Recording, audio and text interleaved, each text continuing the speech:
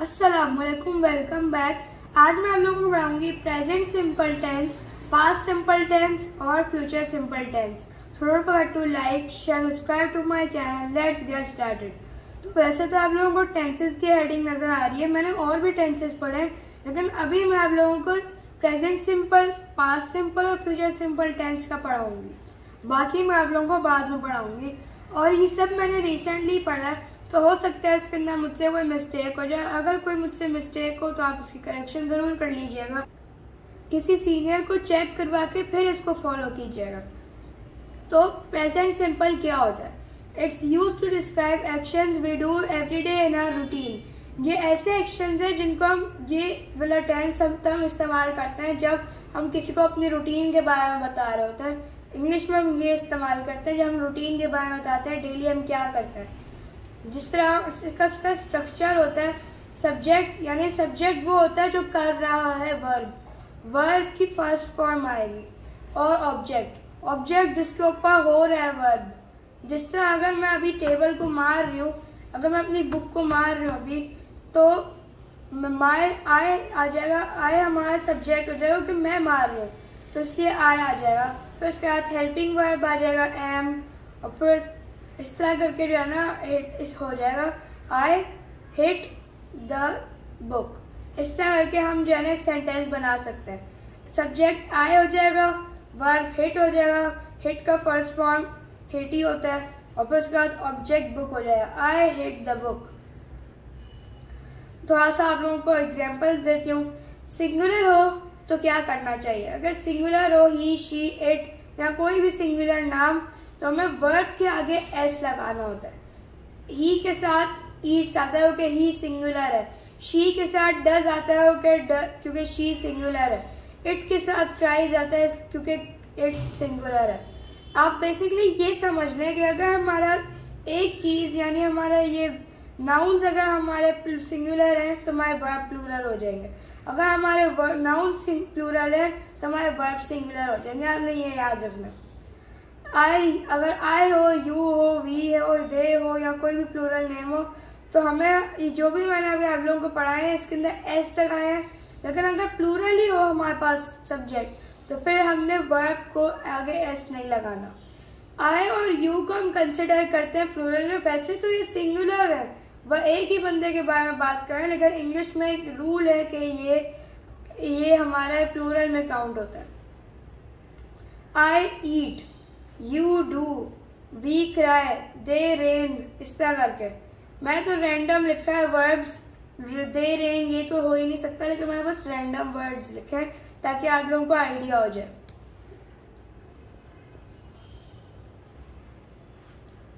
Example के तौर पर she wears a red shirt to school, तो इसके अंदर सब्जेक्ट क्या है? शी, और वेयर्स हमारा है वर्ब। उसके आगे हमने एस क्यों लगाया? क्योंकि वो हमारे पास जो ये नाउन है ये हमारा है सिंगुलर नाउन या pronoun. A red shirt to school, तो रेड शर्ट के साथ ये एक्शन हो रहा है, रेड शर्ट, क्योंकि वेयर किस चीज को वेयर कर रही है? रेड शर्ट को वेयर कर रही है। तो रेड शर्ट इसके अंदर या तो आप शर्ट को कंसिडर करें या तो आप रेड शर्ट को कंसिडर करें, दोनों करेक्ट होंगे। तो रेड शर्ट हमारा ऑब्जेक्ट है। इसके अलावा टू स्कूल ये हमारा एक्स्ट्रा डिटेलिंग है। मैंने आप लोगों को जो पीछे स्ट्रक्चर पढ़ाया था वो सिंपल स्ट्रक्चर है। तो आपको थोड़ा सा डिटेल करना है तो आप और डिटेल्स भी ऐड कर सकते हैं।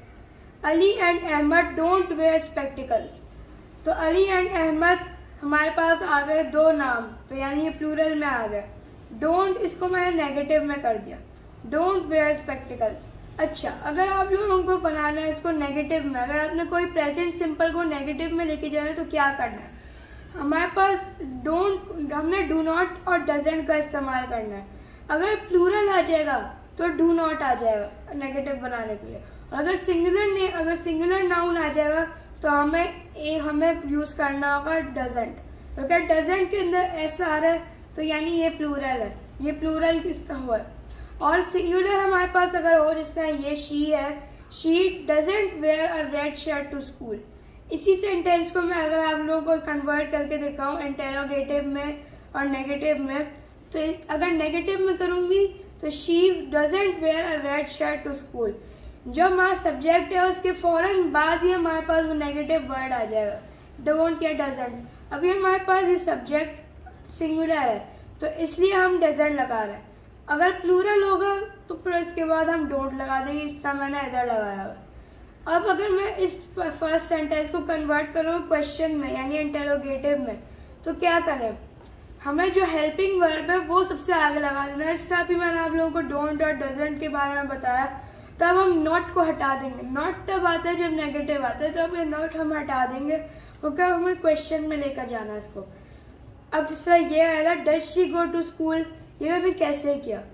हमारे पास शी है, शी सिंगुलर नाउन है, तो अब सिंगुलर नाउन के हमें क्या करना चाहिए, हमें डज का इस्तेमाल करना चाहिए। डज हमारा हेल्पिंग वर्ब होता है present tense, present simple tense में, क्योंकि हमारा सिंगुलर है नाउन। और अगर तो अब मैं आप लोगों को एक दफ़ा फिर बता देती हूँ कि मैंने कैसे इसको नेगेटिव में किया और इंटेरोगेटिव में किया। नेगेटिव में करने के लिए आप लोगों को बस एक चीज़ याद रखनी है कि अगर हमारे पास सिंगुलर हो, अगर हमारा नाउन सिंगुलर है, ही शी इट और कोई भी सिंगुलर नेम, तो फिर हमें इस्तेमाल करना है डजंट का। और अगर हमारे पास प्लूरल नेम हो तो फिर हमें इस्तेमाल करना है डोंट का। ये हमारे पास नेगेटिव में आ गया। जो सब्जेक्ट है उसके फौरन बाद हमें डजंट और डोंट का इस्तेमाल करना है। और अगर हमें इंटेरोगेटिव में लेके जाना तो जो भी हेल्पिंग वर्ब है, इस तरह शी है तो सिंगुलर के लिए हेल्पिंग वर्ब में मैंने आपको बताया डज होता है, तो डज हम सबसे आगे लगा देंगे, हेल्पिंग वर्ब सबसे आगे आ जाएगा फर्स्ट में।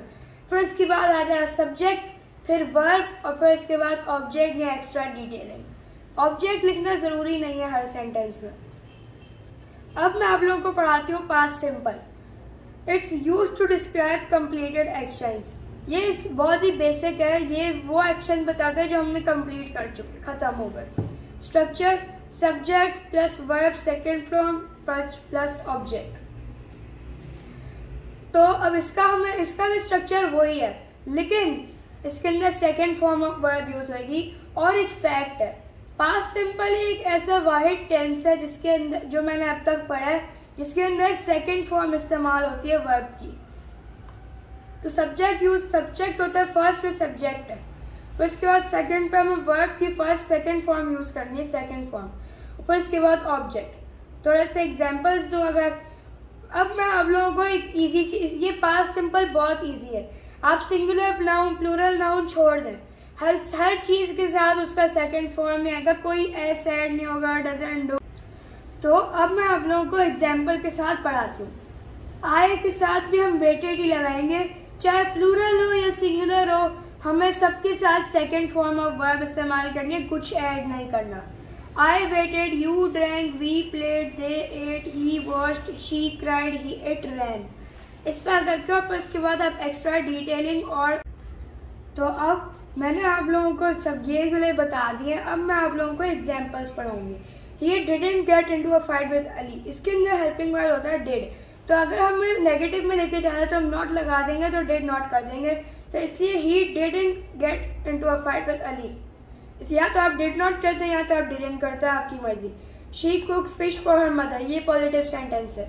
Did he complete his work, ये नेगेटिव सेंटेंस है, जिसका भी मैंने आप लोगों को प्रेजेंट टेंस में पढ़ाया था कि हम डज या डू पहले लगा देते हैं। इसके अंदर हमारा हेल्पिंग वर्ड होता है डिड, तो इसलिए हम डिड पहले लगा देंगे। अब मैं आप लोगों को पढ़ाऊंगी future simple. It's used to describe actions that will happen in the future. ये वो एक्शंस बताता है जो फ्यूचर में होंगे। स्ट्रक्चर है इसका, सब्जेक्ट, हम सब्जेक्ट जो भी होता है हम वो करेंगे, फिर लगा देंगे, और फिर इसके बाद हम विल या शैल यूज करेंगे, ये हमारा हेल्पिंग वर्ब है। और फिर इसके बाद हम वर्ब की फर्स्ट फॉर्म इस्तेमाल करेंगे और फिर हम ऑब्जेक्ट भी लिख सकते हैं। इसके अंदर भी जो है कोई ये नहीं है कि हम एस लगा देंगे, इसके अंदर भी कुछ नहीं है।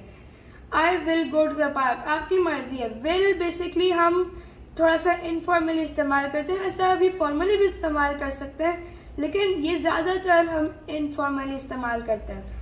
और अगर हम शेल का इस्तेमाल करें, शेल थोड़ा सा फॉर्मल वर्ड्स के लिए इस्तेमाल होता है। अगर हम किसी फॉर्मल बंदे से बात करें तो हम शेल का इस्तेमाल करते हैं। I will go to the park. You will wash the dishes. We shall meet you tomorrow. They will bring the chart paper. He will go for a job interview. She will be a teacher. It will return to its owner.